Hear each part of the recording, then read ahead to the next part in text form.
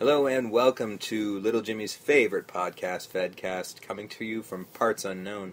My name is Steve, and with me as always, Justin. And we're here to talk to you about the wacky world of wrestling for the week of February 11th, 2013. Episode 18, guy. Ooh, yeah. 18. It's 20-something, because 10-something, so it's 20-something? No. No? Well, 18 were legal. That's 16. Ah. No, it's 18. Is it? Yeah, it's 18. We're legal now. We can Oh. vote, and...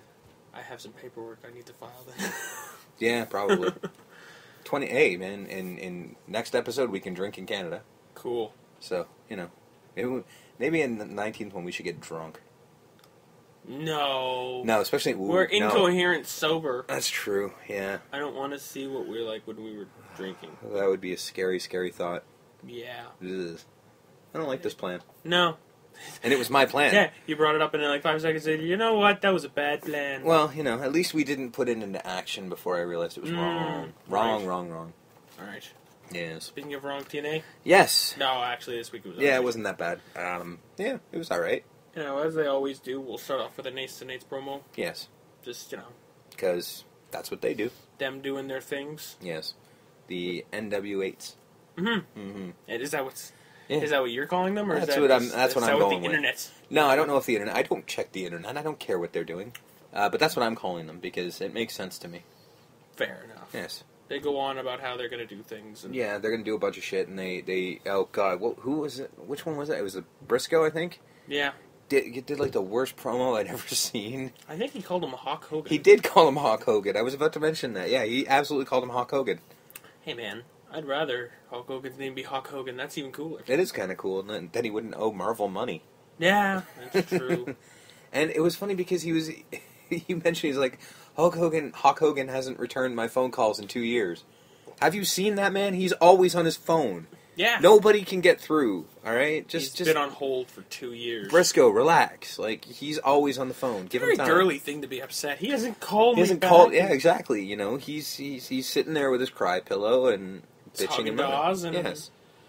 I'm sure Ally McBeal in the background. Oh, of course. If not Ally McBeal, then the OC, perhaps? Yes. Yes. Topical. Yeah. Well, I don't know. What is your reference? What do kids? What the devil do kids watch these days?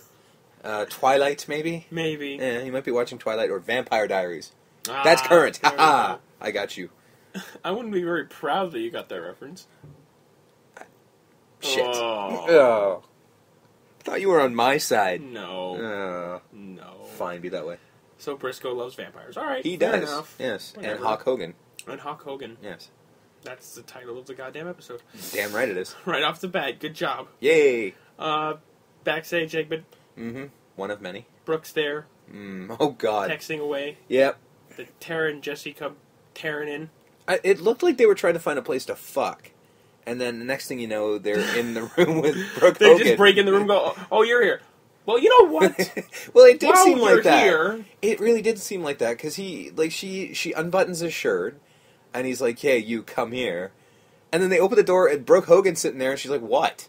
And you're like, Oh. well, while you're here, the plane was very uncomfortable. Yeah. And the list, that was it Tom Cruise, was it Arnold Schwarzenegger of all people? They were trying to pick up some names. Yeah, and just like, oh, they don't get planes like this. And They also don't work for TNA. exactly. So. Now here's my question. Okay, so she makes what's her nuts have a match. Mm-hmm. Tara. But explain to me this. She tells what's his name? Jesse. Jesse. Okay, I can't remember this guy's name. He's very useless. Mr. Pectacular. Yes, Mr. Pex. She says, you know, you'll find something to do. Go get me coffee. I'm leaving. Now, I'm going to go with this, and this might just be nitpicky a little bit, but get me coffee, I'm leaving. Mm-hmm. If he gets her coffee, but she's leaving, how's he going to give it to her? He's got to find her. That's the game. That's a boring game. Yeah, well, they got to find something to do backstage, TNA. That's true. That is true.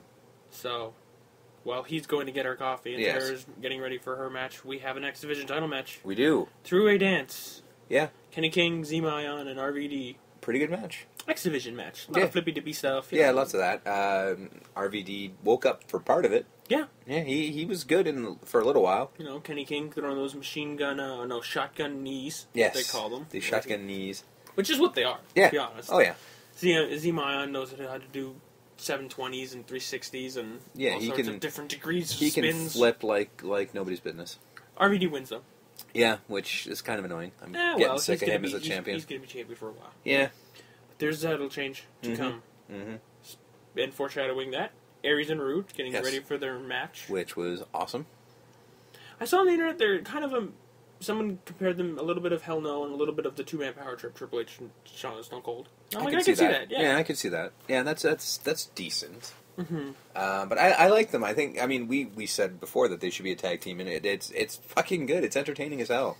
I'm sure everyone likes the fact that they're teaming up. I'm sure the internet threw up rainbows. The internet approves. Mm-hmm. Yeah. So that happened, backstage segment. Another segment, British Boot Camp. I'm sure this is something that was happening on a weekly basis. That's what I was going to say. I'm like, is this all we got of this show? Because we didn't see it. Like, they pretty much showed the highlights of the season, I'm sure. And I'm sure this was like tough enough over in the UK, and they watch it every week. Here's my problem. Why wouldn't they show that in North America? I don't know.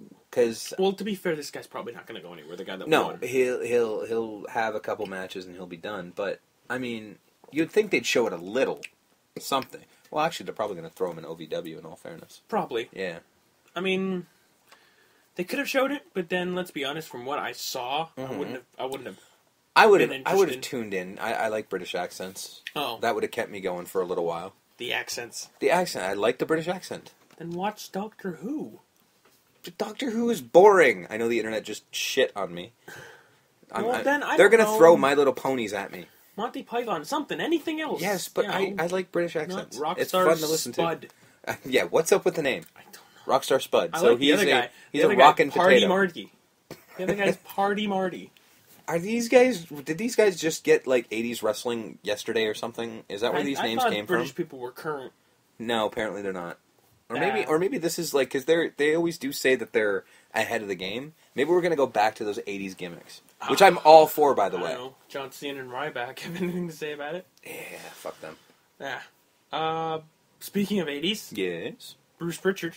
Yes. And D'Lo Brown regretting that they let in Wes Briscoe because now they're taking the blame for Aces and Eights now. Yeah. Apparently they're the ones falling on the sword.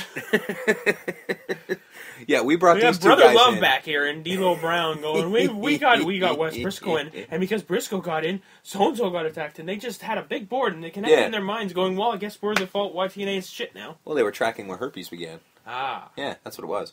That was Jersey Shore. Same difference. Nah. You're telling me there's much difference between the Jersey Shore and TNA wrestling? Well, not that's if what I thought. E has anything to say about it. Exactly. He's later on in the show. He is. So, we get a little segment. Jesse comes out. Mm-hmm. Complains. Yeah. Bitches, pisses, moans. Like a typical Hollywood pretty boy. Mm-hmm. Would, like you do. Yeah, well, he finished getting Brooke her coffee, hunted her down in the building, and then decided to go out to the ring. Because you can do that in TNA, just randomly walk out in the ring. Yes, sir. Not a good idea, though. No. Because Cowboy James Storm was looking for a fight and a beer, and preferably not in that order. Yes, well, and he was going to knock his teeth out, if I remember correctly. Yeah, no, kick his teeth. Kick his teeth in, sorry. Because he's got a super kick. Yes. So this did lead to a match, I know, wrestling match at TNA, weird. I know. It only took 30 minutes. Yeah. To be fair, this was like a match out of 6 segments, so they're getting better. Yeah, they're slowing down the segments a little bit. Not much, but a little. Yeah. Of course, Jesse didn't win. James Storm won with his last call. Yes. Super kick. Mm-hmm. Although I do like the fact, I never heard of it before, because I guess I wasn't paying attention before. One of his moves is called the Eye of the Storm. Yeah. That's fucking awesome. That's his old finishing move back in the old America's Most Wanted days when he was going with Chris Harris. Right. That's a great fucking name. It's kind of a lame move, though. Oh yeah, it is. But it's terrible a good name. Yeah, it's a great name. Well, when your name's James Storm, you know you're gonna have to have. Yeah, you have, but it's fucking good. And unfortunately, the move is shit. But you know, it is what it is. And then we had another match back to back. My God. I know. And then this is where the internet throws up because Rude and Aries are your new tag team champions. Yay! I'm happy. It was weird though, because like Rude left. Yes. And then Aries is about to lose, and then Rude's like, you know what? On second thought, Yeah. I do want to be a champion. See, I thought today. I thought what they were going to do is that it was going to, because I kind of assumed, had, there was a whiff in the air that something was going to happen. I was just like, it would have been awesome if Rude just fucked off, and then Aries single-handedly won. And it's like they're stuck being tag team champions even though Rude fucked off. I'm sure they're still going to be like... they're going to be at each other's throats all the Daniel time. Bryan and Kane. Yeah, but, I mean, I don't know. I would have liked it better that way, personally. But, I don't know. That might just be me. New champs. Yeah. Yay. I like them. Give that unicorn. Something I don't know not what that good. means anymore. Give that unicorn. I don't know. Give it... I don't know. I've got this My Little Pony thing stuck in my head. I don't know. Don't go down that road. It's a long story that I don't really want to get into in here. But, Don't. yeah, there's something involving ponies at my work. Yeah. Get that out of your head. Yeah, I'm trying. All right. But unicorns do seem like something the internet would be... If they're happy, they're going to throw unicorns at something. Not wrestling, no. You don't think so? No.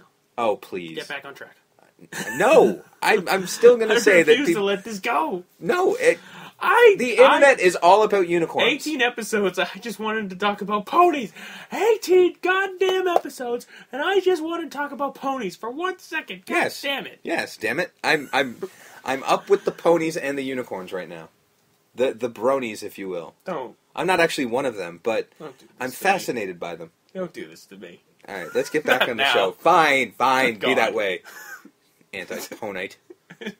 Don't make a name for it. Jesus Murphy. Anyways, backstage segment, BS segment. This was BS because it was Sting, Bully Ray, Brooke, and Hogan. Oh, Jesus, yeah. No. No. No more. At least he wasn't on the phone. And now Bully's going to get his war paint on. Yeah, okay. This is something I did want to talk about. I've never seen a human being put that much intricate face paint on in that short amount of time. I know. He did it in a commercial break. He did. Oh my God. It was almost like this was taped. What are you talking about? This was totally live. I know. The fuck? Oh, anyway. To be fair, there was a couple matches in. There was a match in between. Was there? Oh yeah, there was a ladies match. Yeah, Miss Tessmacher versus Tessmacher won because she knew she was going to win because it was non-title. Yeah, which is fine. Whatever. Yeah, and I mean it's also going to probably lead to another knockouts title match between her and Tara down the road. Yeah, which I mean is the same as we've been getting for the last little while. So who gives a shit? Yeah. Speaking about who gives a shit, Rockstar Spud. Yes. The winner of British Boot Camp. Yes. At least he had a British accent. Yep. Mm-hmm. Well, I would hope so. He's from there. Again, I like British accents. How have we lost track of this? Same way we lost track of the ponies. I want a pony. I know you too. All right. It's okay, Steve. Okay. Relax. He'll be okay. You sure about that? Yes. All right. Robbie E and Robbie T look like they're heading for Schnitzville. Oh, yeah. And Robbie T's going to be a big star. Mm-hmm. Because Hogan, probably like Vince McMahon, likes his wrestlers very big. Mm-hmm. And I'm sure he's kind of entertaining with his little dancing and the moves. Which Rockstar Potato he changed his little fist pump to devil horns because he's all rock and roll now. Yeah, are we going to start calling him Spud Rockstar Potato? Rockstar Potato, yeah. Okay, absolutely. Mr. Potato Head. Yes. Ooh, even better. No, I was mistaken earlier. In this segment, yes, after this whole Rockstar Potato fiasco, yes, this is where Sting and Bully get their war paint on, or Bully right? Gets his war paint on. So it wasn't a commercial break. Yeah, and he looked very animalish. Oh yeah, he was very clearly, it was very he was animal. A fan. Yeah, and I like to actually wait. I forgot. I have to point out in the segment the first thing that they're. Sorry, this really just occurred to me right now. Bully Ray was going to Sting and just be like, okay, you remember how it goes, right? Mm-hmm. Push me, get the tables. You remember that, right? How could I forget? Yeah. Hulk Hogan comes in and goes, at least I'm glad to see your head's in the game. Them focusing on their opponents is like, make sure you know how to do the thing that the crowd likes. Yep. That's all that matters. Head's in the game. He's in for business. His head is right there. He's. So we had our final match of the evening. We did. Hey man, final tally, 5 matches, 9 segments. That's much better. That's much better. It's better than 16 segments and 2 matches. Yeah, you're waking up a little bit, too. And it was a great tables match. Yeah, it was. It was fantastic. You know, maybe minus the whole, he's bullying up. But that's what's going to happen because he's all Hulk Hogan son-in-law now. I mean, I wanted, because the way Hulk Hogan gave a look to the camera after he hugged him and shit, I'm like, oh my god, Hogan's going to turn on him.